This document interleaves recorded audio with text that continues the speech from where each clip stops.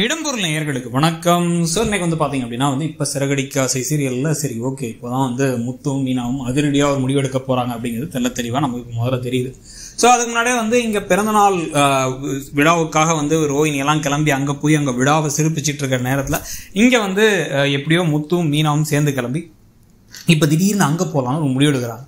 ஆனால் அது எப்போ முடிவெடுக்கிறாங்க, எதுக்கு முடிவெடுக்கிறாங்கலாம் தெரியல. எப்படியோ அவங்க ரெண்டு பேத்துக்குள்ள குட்டி ரொமான்ஸ் போர்ஷன், அந்த புது சாரி வாங்கிட்டு அந்த போர்ஷன்லாம் நடந்து முடிஞ்சதுக்கு பிறகு பார்த்தா இப்போ ரவிக்கு வேற இன்னொரு பிரச்சனை.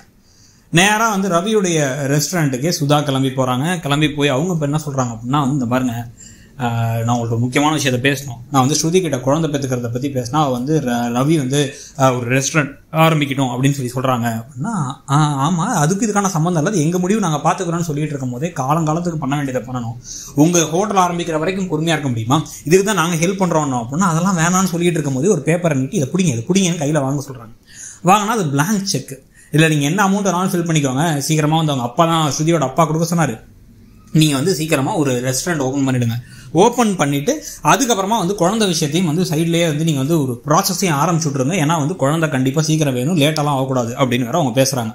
பேசும்பொழுது இவர் சமகாண்டாயிட்டார். இவரோட ஃப்ரெண்டு வேற பரவாயில்லடா, இப்போ மாமனார் வீட்டிலேருந்து கொடுத்தா காசு கொடுத்தா என்ன, எத்தனை நாள் தான் நீயும் ஹோட்டலில் ஒர்க் பண்ணிட்டு இருப்ப, நீ ஒரு ஷெஃப் ஆகி நீயும் தனி ஹோட்டல் ஆரம்பி அப்படின்னா அதை விட எனக்கு பெரிய அவமானம் எதுவும் கிடையாது, நான் பார்த்துக்கிறேன், எனக்கு என்ன பண்ணுங்கிறது எனக்கு தெரியும் அப்படின்னு கோவமாக கிளம்பி போயிடுறாரு. ஸோ கிளம்பி நேரம் என்ன பண்ணுறாருன்னா டப்பிங் ஸ்டுடியோவில் எப்பயும் போல் டைமிங்க்கு ஏற்ற மாதிரி டப்பிங் பண்ணிட்டு இருக்காங்க. ஸ்ருதி டேக் ஒரு தடவை பார்த்துட்டு ஆக்சுவல் டப்பிங் நடக்கும் போது வேகமாக போய் கதவை திறன்ட்டார் ரவி. இதெல்லாம் கொஞ்சம் தேவையில்லாத வேலை. பேசினாங்கன்னா கோவப்பட்டுருக்கலாம், ஈவினிங் சண்டை போட்டுக்கலாம். ஒருத்தன் ஒர்க் பண்ணுற இடத்துக்கு இவருடைய ரெஸ்டாரண்ட்டுக்கு அவங்க வந்தாங்கன்னா இவர் திரும்பி கிளம்பி யாராவது ஸ்ருதியோட வீட்டுக்கு இதுக்கு போயிடுறாரு, ஒர்க் பண்ணுற இடத்துக்கு போயிட்டு என்ன நினச்சிட்டு இருக்க, உங்கள் அம்மாட்ட நீ தான் சொன்னியா ரெஸ்டாரண்ட் ஆரம்பிச்சப்பறம் குழந்தைன்ட்டு அப்படின்னா அவங்க கேட்டாங்க. அதுக்கப்புறம் நாங்கள் பார்த்துக்கணும், இப்போதைக்கு அந்த பேச்சு வேணாங்க அதுக்காக சொன்னேன் அப்படின்னா இந்த அப்படின்னு பிளாங்க் செக்கை தூக்கி போட்டு வராரு. இவங்க ஒரு நிமிஷம் இருங்க வந்துடுறேன்னு சொல்லிட்டு நேராக கிளம்பி வெளில நின்ற ரவியை பற்றி என்ன நினச்சிட்டு இருக்கோம் மனசில், எதுக்கு இங்கே சீன் கிரியேட் பண்ணிட்டு இருக்கேன். நான் சொன்னேன் அவங்கள்ட்ட இதெல்லாம் இதை பற்றி பணம் கொடுன்னு சொன்னால் உனக்கு வேணா பணத்தை வாங்கிக்க, இல்லை வேணாம்னா கீழ்ச்சி போட்டுரு, அதோட முடிஞ்சு. அதை விட்டுட்டு ஒர்க் பண்ணுற இடத்த தேவையில்லாத வேலை பேசிகிட்டு இருக்காது, வேலை பண்ணிருக்காது அப்படின்னு சம கோபமாக பேசிட்டு கிளம்பி இப்போ போயிடுறாங்க. போனதுக்கு பிறகு பார்த்தீங்கன்னா இப்போ தான் அதிரடியான கட்டம். ரோஹிணியும் அந்த பர்த்டே பார்ட்டியில் எல்லாரும் பேசி, கல்யாணி என்னம்மா நீ இத்தனை நாளாக வராமல் இருக்க அப்படின்னா எல்லாரும் பேசிக்கிட்டு இருக்க. சந்தோஷமாக பர்த்டே கொண்டாடலாம்னு நினைக்கும் பொழுதே பார்த்தா வாசலில் முத்துவும் மீனா நிற்கிறாங்க. இவர் ஓடி வராரு, கிறிஷை கட்டி பிடிச்சி தூக்குறாரு முத்து வேற. சரி நம்ம பிள்ளை இந்த மாதிரி அந்த அளவுக்கு பாசமாக ஒரு தூக்கி இல்லை ஒரு ட்ரெஸ் சாரி வாங்க போனோம், அப்போ ஒரு ட்ரெஸ்ஸை உனக்கும் பார்த்தோம், அதான் வாங்கிட்டு வந்தோம், உனக்கு நீங்கள் பிறந்த நாளா பரவாயில்லையே கரெக்டான டைம் வந்திருக்கோன்னு பேசிகிட்டு இருக்கும்போது ரோஹிணி உங்களை பார்த்து ஷாக் ஆகி ஓடி போய் கிச்சனுக்குள்ளே ஒழிஞ்சுக்கிறாங்க. கிச்சனுக்குள்ள அவங்க ஒழிஞ்சுக்கிட்டதுக்கு பிறகு அங்கே வந்திருக்காங்க அவங்க அப்படின்னா நீயே விழா என்ன வேணாலும் பண்ணிக்கோ, என்ன கூப்பிடாத, நாங்கள் அவ்வளோதான் முடிஞ்சிடலாம் அப்படின்னு சொல்லிட்டு பயந்துகிட்டே அவங்க இருக்கார். இவர் திருன்னு முடிக்கிறார். கேக் வேற வந்தாச்சு, கேக்கை வேற இப்போ வெட்டணும். இவர் ஆனால் அவங்க அம்மா அத்தை அம்மா அப்படின்னு சமாளிக்கிறாரு.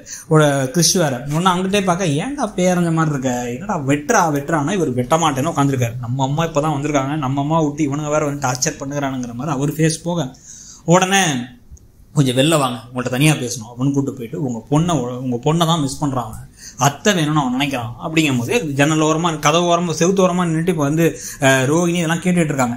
இல்லை அதனால நீங்கள் அவங்களுக்கு ஃபோன் போட்டு கொடுங்க, நான் பேசுகிறேங்கிறாரு முத்து. நீங்கள் கோவமாக பேசுவீங்க, நான் பேசுகிறேன் அப்படின்ட்டு ஃபோன் போட்டு கொடுங்கன்னு மீனா வேற கேட்குறாங்க. அதெல்லாம் வேணாம், வரமாட்டாவன்னா ஏன் ஒரு அண்ணன் பிள்ளையும் அம்மாவையும் பார்க்குறத விட அப்புறம் என்ன வேலை கொடுங்க ஃபோனை அப்படிங்கும் போதே இவங்க டக்குன்னு உண்மையை சொல்லிடுறாங்க. என்ன உண்மை அப்படின்னா அது அண்ணன் பிள்ளைலாம் இல்லை, அவள் பிள்ளை தான் அது, என் பொண்ணோட பிள்ளை தான் அது. அவளுக்கு நான் ஒரு 19 வயசு இருக்கும்போது ஒரு வயசானவருக்கு போய் கல்யாணம் பண்ணி வச்சிட்டேன், பணக்காரர் ஒருத்தருன்ட்டு. ஆனால் அவர் சீக்கிரம் இறந்துட்டாரு, அவங்களுக்கு பிறந்த குழந்தை இது, இவ வரமாட்டா அப்படின்னு சொன்ன உடனே இவங்க ஷாக் ஆகுறாங்க. ஷாக் ஆகும் பொழுதே இந்த பக்கம் பார்த்தா இந்த உண்மையை சொல்லிட்டாங்களேன்னு ரோஹிணி ஷாக் ஆகுறாங்க. இதில் மீனா வேற முத்துக்கிட்ட இந்த கிறிஸ்டியன் நம்ம தத்து எடுத்துக்கலான்னு வேற கேட்க ஆரம்பிக்கிறாங்க. எல்லாத்தையும் பற்றி நீங்கள் என்ன நினைக்கிறீங்க, கதை எப்படி போகுதுன்னு நினைக்கிறீங்கிறத சொல்லுங்க. தேங்க்யூ. இடம்பொருள் நேயர்களுக்கு வணக்கம்.